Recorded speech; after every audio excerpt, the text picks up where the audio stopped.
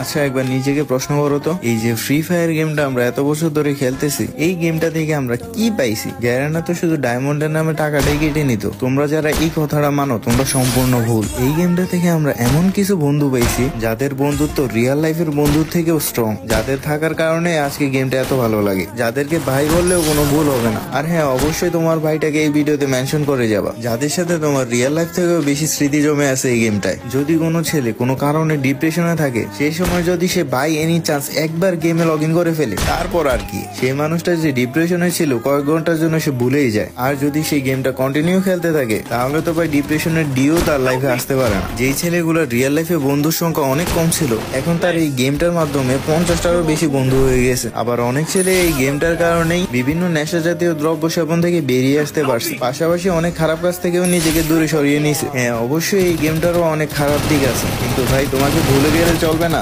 আমাদের এই দুনিয়ার সবকিছুরই যদি ভালো দিক থাকে, তাহলে অবশ্যই খারাপ দিকও থাকেই। সুতরাং এই গেমের খারাপ দিকগুলো আলাদা